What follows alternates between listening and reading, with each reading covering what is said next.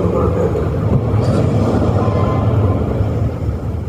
শেখ ইয়াসির আলী এখানে সবার প্রথমে তিনি আল্লাহ তাআলার শুকরিয়া আদায় করেছেন, তিনি আলহামদুলিল্লাহ বলেছেন এবং তিনি জানিয়েছেন যে বাংলাদেশে আসা তার অনেক দিনের ইচ্ছে ছিল, কিন্তু নানাবিধ কারণে তিনি আসতে পারেন নাই। তিনি পৃথিবীর অনেকগুলো দেশ সফর করেছেন, কিন্তু বাংলাদেশ এটাই তার প্রথম সফর।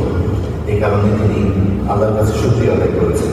একই সঙ্গে তিনি আল্লাহ তাআলা আমাদেরকে যে নিয়ামতগুলো দিয়েছেন, বিশেষ করে আল্লাহ তাআলা আমাদেরকে দিন ইসলাম দিয়েছেন, আমাদেরকে কোরআন দিয়েছেন, আমাদেরকে মুসলিম উম্মাহ হিসেবে আমাদেরকে সুযোগ দিয়েছেন, আমাদের জন্য রাসূল সাল্লাল্লাহু আলাইহি ওয়াসাল্লাম প্রেরণ করেছেন। এই সকল যে নিয়ামত, এই জন্য তিনি আল্লাহ তাআলার কাছে নিজে শুকরিয়া আদায় করেছেন এবং আমাদেরকেও শুকরিয়া আদায় করার জন্য বারবার তাকে দিয়েছেন।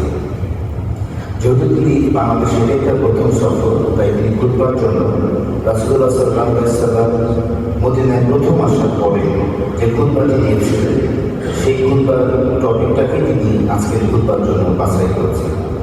এই খুতবার সম্বন্ধে বলা হয়েছে, আমাদের স্কলাররা বলেছেন যে এই খুতবাটের ভেতরে যে নির্যাস, যে সামারি, এটা কেউ যদি উপলব্ধি করতে পারে তাহলে সে আসলে ইসলামের একটা নির্যাস এই খুতবার ভেতরে আছে।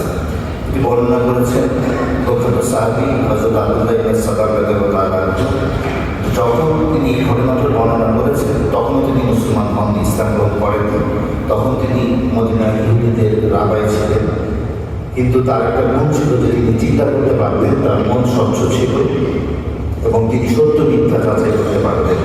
তো নবীজি সাল্লাল্লাহু আলাইহি ওয়াসাল্লাম মদিনায় আসছেন, এটি শোনার পরে তিনি মসজিদে কুবায়, প্রথম যখন নবীজি মদিনায় পদার্পণ করেন মসজিদে কুবায়, সেখানে আব্দুল্লাহ ইবনে সালাম যান এবং তিনি দূর থেকে নবীজিকে দেখেন। নবীজিকে দেখার পরে তার প্রথম যে ইমপ্রেশন হয়, ফার্স্ট ইমপ্রেশন যেটাকে বলে, সেটা হচ্ছে যে এই চেহারা মোবারক এটা কোনো মিথ্যাবাদীর চেহারা হতে পারে না। এবং তিনি এটা বলেছেন যে মানে নবীজির যে তাকওয়া, এটা তার চেহারার ভেতরে, তার মুখচ্ছবির ভেতরে এটা ফুটে উঠেছিল।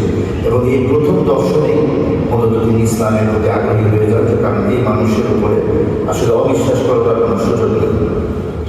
এবং এরপরে এই খুতবায় নবীজি যেটা দিলেন সাল্লাল্লাহু আলাইহি ওয়াসাল্লাম, সেখানে মূলত 4টি আদেশ ছিল। এর মধ্যে উনি খুতবাটা শুরু করেছেন ইয়া আইয়ুহান নাস, অর্থাৎ হে মানব জাতি সম্বোধন করে।